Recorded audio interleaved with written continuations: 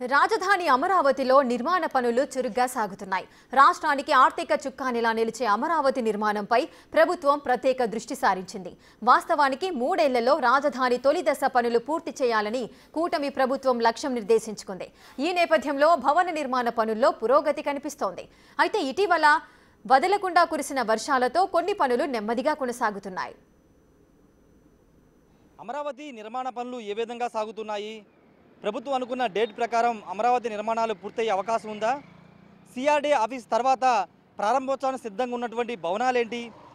Iconic టవర్స్గా నిర్మాణం జరుగుతున్న సచివాలయ పనులు ఎంతవరకు పూర్తవుతున్నాయి?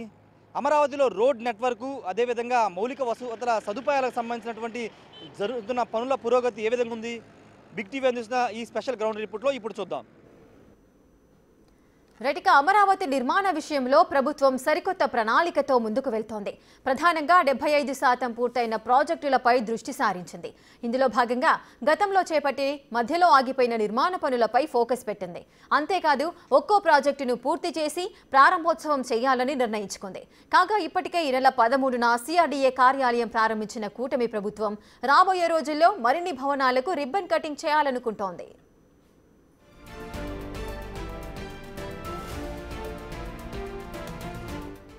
చెప్పాలంటే 2019కి ముందు ప్రారంభించిన భవనాలను ముందుగా పూర్తి చేయాలని కూటమి ప్రభుత్వం లక్ష్యం పెట్టుకుంది. సీడ్ క్యాపిటల్ సమీపంలో నిర్మాణం చేపట్టిన ఎమ్మెల్యే ఎమ్మెల్సీ టవర్స్ ఇప్పటికే పూర్తి చేయబోతున్న నేపథ్యంలో మరికొన్ని ప్రాజెక్టులపై కూడా ప్రభుత్వం దృష్టి సారించింది. నెలపాటు సమీపంలో చేపట్టి ఆగిపోయిన మొత్తం 71 నివాస సముదాయాలను పూర్తి చేయాలనుకుంటోంది.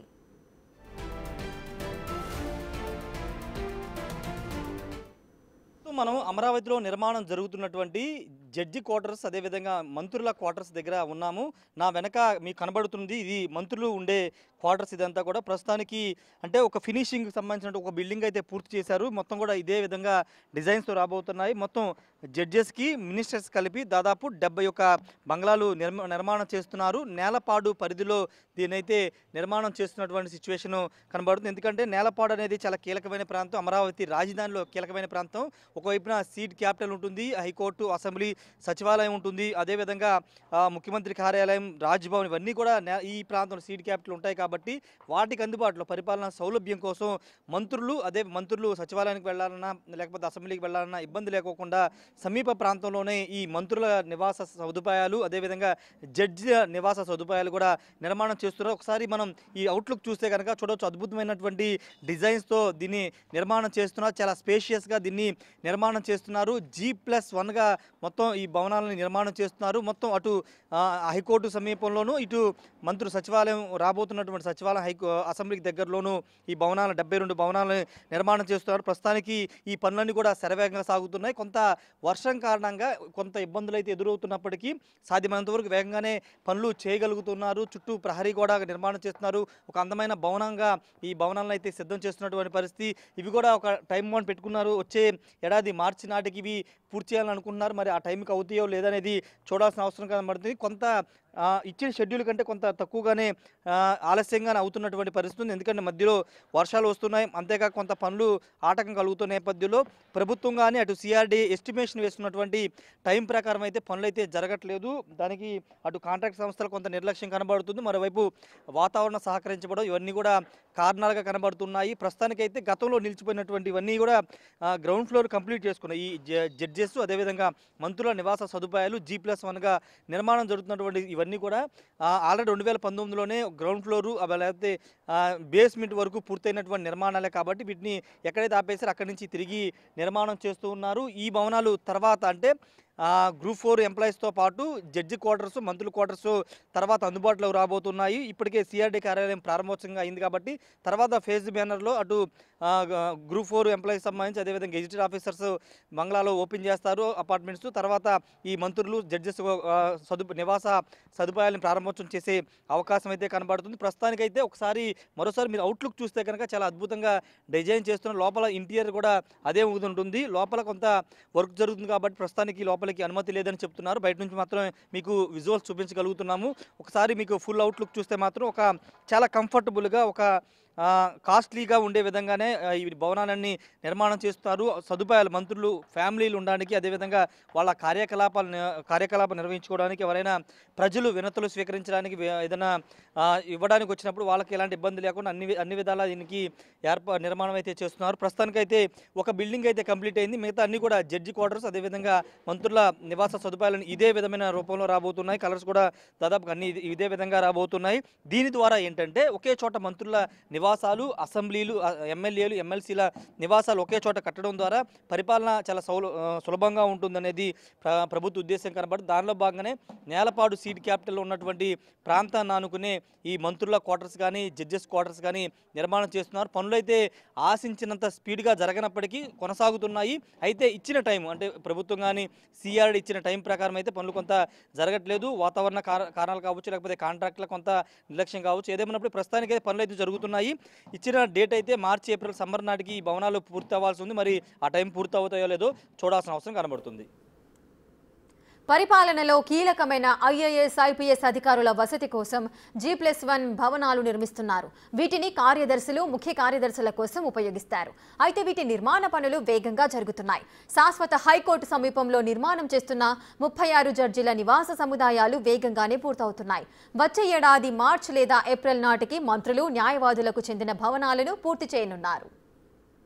ప్రస్తుతం నేను నేలపాడులో నిర్మాణం జరుగుతున్నటువంటి జడ్జెస్ నివాస సముదాయాల వద్ద ఉన్నాను. ఇవి శాశ్వత హైకోర్టు నిర్మాణం జరిగే ప్రాంతానికి చాలా దగ్గరలో నిర్మాణం చేస్తున్నారు. ఒకసారి నా వెనక ఉన్నదంతా కూడా జడ్జెస్ సంబంధించినటువంటి నివాస సదుపాయాలు. ఒక 2 భవనాలు దాదాపుగా చివరి దశకి చేరుకునే లోపల ఇంటీరియర్ వర్క్ జరుగుతుంది. మొత్తం జడ్జెస్ నివాసాల కోసం 36 బంగ్లాలు G+1 విధానంలో నిర్మాణం చేస్తున్నారు. ఒకసారి చూడవచ్చు, చాలా విశాలవంతంగానే జడ్జెస్కి సంబంధించినటువంటి నివాస సదుపాయాలని చేస్తున్నారు. అక్కడ మంత్రుల క్వార్టర్స్ వచ్చి 35, జడ్జెస్ సంబంధించినటువంటి ఈ క్వార్టర్స్ 36, మొత్తం 71 G+1 భవనాలని నిర్మాణం చేస్తున్నటువంటి పరిస్థితి. ఇది కూడా ఇంతకుముందు చెప్పినట్టు నేలపాడు ఇప్పుడు ఆల్రెడీ తాత్కాలిక హైకోర్టు ఎక్కడ ఉందో దానికి కోతవేడు దూరంలోనే నిర్మాణాలు జరుగుతున్నాయి. భవిష్యత్తులో అంటే ఆల్రెడీ హైకోర్టు నిర్మాణం, శాశ్వత హైకోర్టు నిర్మాణం కూడా ఇప్పుడున్నటువంటి పాత తాత్కాలిక హైకోర్టు పక్కన నిర్మాణం జరుగుతున్న నేపథ్యంలో జడ్జెస్ కూడా ఎలాంటి ఇబ్బంది లేకుండా కన్వీనియంట్గా ఉండే విధంగా రాబోయే రోజుల్లో క్యాపిటల్లో నిర్మాణం పూర్తయిన తర్వాత ఈజీగా చేరుకోవడానికి వాళ్ళకి దగ్గరలోనే, హైకోర్టుకు దగ్గరలోనే చాలా విలాసవంతమైనటువంటి భవనాలు నిర్మాణం చేస్తున్నటువంటి పరిస్థితి. అటు మంత్రుల క్వార్టర్స్ ఏ విధంగా ఉన్నాయో అదే విధమైనటువంటి డిజైన్స్తో కొంత చిన్న మార్పులు మాత్రం దీంట్లో మనకు కనబడుతున్నాయి. దాదాపుగా ఒకే విధంగా ఒకే విస్తీర్ణంలో జడ్జెస్ నివాస సదుపాయాలు కూడా నిర్మాణం చేస్తున్నారు. ప్రస్తుతానికి ఇది దాదాపుగా చివరి దశకు చేరుకుంది. లోపల ఇంటీరియర్ వర్క్ మొత్తం జరుగుతుంది. వుడ్ వర్క్, ఇంటీరియర్ వర్క్ మాత్రం జరుగుతుంది. జరిగిన తర్వాత పూర్తి స్థాయిలో ఈ భవనాలు పూర్తయిన తర్వాత వీటిని కూడా ప్రారంభించే అవకాశం కనబడుతుంది. అలా ఒక్కొక్కటిగా అమరావతిలో నిర్మాణం అవుతున్నటువంటి శాశ్వత భవనాన్ని ఒక్కొక్కటిగా ప్రారంభోత్సవాలు చేసుకోవడం, పరిపాలనని ఇక్కడ తీసుకురావడం, తద్వారా రాజధాని కార్యకలాపాలన్నీ, సచివాలయానికి సంబంధించి ఇవన్నీ కూడా భవిష్యత్తులో ఇక్కడ రాబోతున్న నేపథ్యంలో వాటి కార్యకలాపాలని కూడా ప్రారంభం కాబోతున్నటువంటి పరిస్థితి. ప్రస్తుతానికి మనకి మీరు చూస్తున్నంతా కూడా జడ్జెస్ ఉండే నివాస సదుపాయాలు G+1 విధానంలో దీనిని నిర్మాణం చేస్తున్నటువంటి పరిస్థితి. ఇవన్నీ కూడా పూర్తి కాబోతున్నాయి. త్వరలోనే వీటిని ప్రారంభోత్సవం చేస్తున్నారు. అటు మంత్రుల క్వార్టర్స్తో పాటు ఇవి జడ్జెస్ క్వార్టర్స్ కూడా ఒకేసారి పూర్తయ్యే అవకాశాలు కనబడుతున్నాయి. ఇంకా దాదాపుగా అంటే చివరి దశకు వచ్చినటువంటి భవనాలు ఇంకా ఉన్నాయి. వాటిని కూడా ఒకసారి చూద్దాము. వాటి పనులు ఏ విధంగా సాగుతున్నా అవి ఎప్పట్లో పూర్తయ్యే అవకాశం ఉందో ఒకసారి మీకు చూపించే ప్రయత్నం చేస్తాం. వాస్తవానికి అమరావతిలో శాశ్వత భవనాల నిర్మాణ పనులు అంతంత మాత్రంగానే కొనసాగుతున్నాయి. ముఖ్యంగా హైకోర్టు, అసెంబ్లీ, సచివాలయ టవర్స్ పనులు అనుకున్నంత వేగంగా జరగడం లేదు. అయితే సచివాలయ హెచ్ఓడి టవర్స్ నిర్మాణ పనులు మాత్రం పర్వాలేదు అన్నట్టుగా సాగుతున్నాయి. ఇక ఐకానిక్ టవర్స్ గా నిర్మాణం చేస్తున్న భవనాల కోసం ఇప్పటికే రాఫ్ట్ ఫౌండేషన్ ద్వారా బేస్మెంట్ పనులను పూర్తి చేశారు. అమరావతిలో శాశ్వత నిర్మాణాలైనటువంటి సచివాలయం, అసెంబ్లీ, హైకోర్టు భవనాల పనులు కూడా కొంత వేగంగానే జరుగుతున్నాయి. మొన్న వర్షాల కారణంగా నీరు వచ్చినప్పటికీ వాటిని తీసేసి ప్రస్తుతం నిర్మాణ పనులు కొనసాగిస్తున్నారు. ప్రస్తుతం నేను అసెంబ్లీకి సంబంధించినటువంటి, సచివాలయానికి సంబంధించినటువంటి టవర్స్ నిర్మాణం జరిగే ప్రాంతం వద్ద ఉన్నాను. ఇదంతా కూడా దాదాపు 5 టవర్స్గా సచివాలయం, హెచ్ఓడి కార్యాలయాలు రాబోతున్నాయి. ఇది దేశంలో ఎక్కడ లేని విధంగా మొదటిసారి అత్యంత ఎత్తైన, వాస్తవంగా 2019లోనే ఈ 5 టవర్స్ సంబంధించినటువంటి రాఫ్ట్ ఫౌండేషన్ అనేది పూర్తయింది. అయితే దాదాపు 13 అడుగుల లోతు, 12,000 క్యూబిక్ మీటర్ల మేర ఈ రాఫ్ట్ ఫౌండేషన్తో పునాదులన్నీ కూడా వేసినటువంటి పరిస్థితి. ఇవన్నీ కూడా మద్రాస్ ఐఐటి బృందాలు వచ్చి పరిశీలించిన తర్వాత ఇవి పటిష్టంగా ఉన్నాయి. యథావిధిగా ఎక్కడైతే పనులు ఆగే అక్కడి నుంచి తిరిగి పనులు ప్రారంభించవచ్చని చెప్పిన తర్వాత మళ్ళీ పనులు అయితే ప్రారంభించారు. ఇవి వాస్తవంగా 2027కి టార్గెట్గా పెట్టుకున్నారు. కానీ 2027-28 వరకు 28లో పూర్తయ్యే అవకాశం కనబడుతుంది. ఇక్కడ మీకు కనబడుతుంది కూడా ఇది ఒక టవర్ ఇంకా దీని బేస్మెంట్ మాత్రమే పూర్తయింది. రాఫ్ట్ ఫౌండేషన్ పూర్తయింది. దీనిపైన టవర్స్ నిర్మాణం జరగాల్సి ఉంటుంది. దానికి సంబంధించిన పనులు అదేవిధంగా ఐరన్కి సంబంధించిన వర్క్ అంతా కూడా చేస్తున్నటువంటి దృశ్యాలు మీరు చూడవచ్చు. ఈ మొత్తం 5 టవర్స్లో 4 టవర్స్ 40 అడుగుల ఎత్తులో ఉండబోతున్నాయి. అదేవిధంగా 40 అంతస్తులతో నిర్మాణం చేస్తున్నారు. ఒక హెచ్ఓడికి సంబంధించినటువంటి కార్యాలయం మాత్రం 50 అంతస్తులతో నిర్మాణం చేయబోతూ ఉన్నారు. దీనికి సంబంధించినటువంటి పునాది బేస్మెంట్ అంతా కూడా పూర్తయినటువంటి నేపథ్యంలో ఈ టవర్ కోసం ఇంకొక టవర్ నిర్మాణం కోసం ఇక్కడ పనులు తిరిగి ప్రారంభిస్తున్నటువంటి దృశ్యాలు మనం చూడవచ్చు. ఇవన్నీ కూడా 4,800 కోట్ల రూపాయలతో ఈ ఐకానిక్ టవర్స్ నిర్మాణం చేస్తున్నారు. మరోవైపు హైకోర్టుకు సంబంధించినటువంటి శాశ్వత హైకోర్టుకు సంబంధించినటువంటి నిర్మాణ పనులు కూడా ప్రారంభమైనప్పటికీ ఈ ఐకానిక్ టవర్స్ పనులు మాత్రం చాలా వేగంగానే చేస్తున్నారు. దీని పక్కనే అసెంబ్లీ కూడా రాబోతుంది. అది కూడా ఒక రూపంలో దాన్ని సిద్ధం చేస్తున్నటువంటి సిచ్యువేషన్ కూడా ఉంది. ప్రస్తుతానికైతే మనకి కనబడుతుందంతా కూడా ఇదంతా సచివాలయానికి సంబంధించినటువంటి అదేవిధంగా హెచ్ఓడి కార్యాలయాలకు సంబంధించిన టవర్స్ ఇవన్నీ కూడా ఇది దాదాపు 5 టవర్స్లో 4 టవర్స్ వరకు బేస్మెంట్ పూర్తయింది. పైన పిల్లర్స్ కూడా కొంత లేపారు. ఇంకొక టవర్కి మాత్రం ప్రస్తుతానికి రాఫ్ట్ ఫౌండేషన్ పూర్తయింది. దానిపైన ఇంకా పిల్లర్స్ అవి లేపాల్సి ఉంది కాబట్టి దానికి సంబంధించిన వర్క్స్ కొనసాగుతున్నాయి. ఒకవైపున ప్రారంభానికి సిద్ధంగా ఉన్నటువంటి భవనాలను పూర్తి చేసి వాటిని ప్రారంభోత్సవం చేయడం, ఇంకా పునాదుల నుంచి ఉన్నటువంటి పనులు వేగవంతం చేయడం మీద అటు సిఆర్డీ కానీ రాష్ట్ర ప్రభుత్వం కానీ దృష్టి పెట్టిందని చెప్పాలి. ప్రస్తుతానికైతే పనులు వేగంగానే సాగుతున్నాయి. వర్షాల కారణంగా కొంత ఇబ్బందులు ఎదురైనప్పటికీ ఇప్పుడు వర్షాలు తగ్గుముఖం పట్టబోతున్నాయి కాబట్టి నవంబర్ నెల నుండి ఇంకా చాలా వేగంగా పనులు సాగుతాయని అటు మంత్రి నారాయణ కానీ సిఆర్డీ అధికారులు చెబుతున్నారు. టార్గెట్ 2027 అనుకున్నప్పటికీ కొంత ఆలస్యం అయ్యే అవకాశం కనబడుతుంది. ఎందుకంటే మొదటి 6-7 నెలలు మొత్తం అధ్యయనం చేయడానికి లేకపోతే మద్రాసు హైదరాబాద్ ఐఐటి నిపుణులు తీసుకొచ్చి పరిశీలించడానికి దాదాపు 8 నెలల టైము సరిపోయింది. కాబట్టి ప్రస్తుతానికి ఆ గ్యాప్ను పూరించే పనిలో సిఆర్డీ ఉన్నప్పటికీ కొంత వర్షాకాలం ఇబ్బందులు ఎదురవుతాయి కాబట్టి ఎన్ని దృష్టిలో పెట్టుకుని టైం అయితే కొంత ఎక్స్టెండ్ అయ్యే అవకాశం కనబడుతుంది. ప్రస్తుతానికైతే పనులన్నీ శరవేగంగా సాగుతున్నాయి. ఒకవైపున ఇంతకుముందు చూపించినటువంటి మంత్రులది జడ్జెస్ క్వార్టర్స్ నిర్మాణాలు పూర్తి చేసి అదేవిధంగా గ్రూప్ 4 అదేవిధంగా గ్రూప్ డీకి సంబంధించినటువంటి ఉద్యోగుల టవర్స్ ప్రారంభోత్సవాలు చేసుకున్న తర్వాత ఈ శాశ్వత భవనాలను కూడా ప్రారంభోత్సవాలు చేసుకునే అవకాశం కనబడుతుంది. దీనికి ఒక 2.5 సంవత్సరాల సమయం అయితే ఖచ్చితంగా పట్టే అవకాశం కనబడుతుంది. ఇక అమరావతి నిర్మాణాలపై దృష్టి సారించిన కూటమి ప్రభుత్వం మౌలిక వసతుల కల్పనలో కూడా రాజీ పడటం లేదు. కీలకమైన తాగునీరు, డ్రైనేజీ, విద్యుత్, నెట్వర్క్ కేబుల్స్, గ్యాస్ వంటి వాటిని భూగర్భ వ్యవస్థ ద్వారా అందుబాటులోకి రాబోతున్నాయి. ఇందులో భాగంగా నిర్మాణం అవుతున్న ప్రతి రహదారి వెంబడి ప్రత్యేక వ్యవస్థను తీసుకొచ్చింది. వచ్చే 50 ఏళ్ల పాటు అవసరమైన వ్యవస్థను అందుబాటులోకి తీసుకొస్తున్నారు. అమరావతిని అంతర్జాతీయ రాజధానిగా నిర్మాణం చేపట్టాలనుకుంటున్న రాష్ట్ర ప్రభుత్వం ఆ దిశగానే పనులన్నిటి విషయంలో ముందుగా అడుగులు వేస్తుంది. ముఖ్యంగా నిర్మాణాల దగ్గర నుంచి డిజైన్స్ వరకు ఇంటర్నేషనల్ స్థాయిలోనే డిజైన్లన్నీ కూడా చేస్తున్నటువంటి రాష్ట్ర ప్రభుత్వం ఇక్కడ మౌలిక వసతులకు సంబంధించిన విషయంలో కూడా అదే విధంగా ఆలోచిస్తుంది. భవిష్యత్తులో అంటే వచ్చే 50-60 సంవత్సరాల తర్వాత అమరావతి ఏ విధంగా ఉండబోతుందని ఇప్పటికే రాష్ట్ర ప్రభుత్వం ఒక నమూనాలు సిద్ధం చేసిన నేపథ్యంలో పూర్తి వ్యవస్థ అంతా మౌలిక వసతులకు సంబంధించినటువంటి వాటర్ కానీ, డ్రైనేజీ, గ్యాసు, ఎలక్ట్రిసిటీ, అదేవిధంగా టెలిఫోన్ కనెక్టివిటీ ఇవన్నీ కూడా అండర్ గ్రౌండ్లోనే రాబోతున్నాయి. దానికి సంబంధించిన వర్క్స్ కూడా అమరావతిలో జరుగుతున్నటువంటి పరిస్థితి. ప్రస్తుతం నేను నిలబడినంత కూడా ఇదంతా అండర్ గ్రౌండ్కు సంబంధించినటువంటి సిస్టమే. ఈ పైపింగ్ వ్యవస్థ అంతా కూడా పూర్తిగా ఇవి కేబుల్స్ నెట్వర్క్ అంతా వెళ్ళేటువంటి పైప్ లైన్ ఇదంతా కూడా కొన్ని అంటే ఇంటర్నెట్కి సంబంధించి కానీ ఎలక్ట్రిసిటీకి సంబంధించి కానీ వైర్లన్నీ కూడా దీని ద్వారానే వెళ్ళబోతూ ఉన్నాయి. ఇవి అంతా కూడా భూగర్భంలో రాబోతుంది. దానికి సంబంధించిన పనులు చేస్తున్నారు. ప్రతి రహదారి అమరావతిలో దాదాపు 17 రహదారులు నిర్మాణం చేస్తున్నారు. వాటన్నిటికీ పక్కనే ఈ విధంగా ప్రస్తుతం అయితే ఇది సీడ్ యాక్సెస్ రోడ్డు, కానీ ప్రతి రహదారి నిర్మాణం జరుగుతున్న ప్రతి రహదారి పక్కనే ఈ విధంగా అండర్ గ్రౌండ్కి సంబంధించినటువంటి వ్యవస్థను ఏర్పాటు చేస్తున్నారు. తాగునీరు, డ్రైనేజీ, అదేవిధంగా ఎలక్ట్రిసిటీ, గ్యాస్ పైప్ లైన్ కూడా అండర్ గ్రౌండ్తోనే రాబోతుంది. చూడవచ్చు ఇవన్నీ కూడా నెట్వర్క్ సంబంధించినటువంటి కేబుల్స్ వెళ్ళడానికి లోపల భూమి లోపల ఇక్కడ మనకు కనబడుతుంది కదా, దీని కింద ఇంకా 4 లేయర్ల వరకు కింద 4 లేయర్ల వరకు ఏర్పాటు చేసి ఇది 5వ లేయర్ పైన కనబడుతుంది. 5వ లేయర్ మాత్రమే.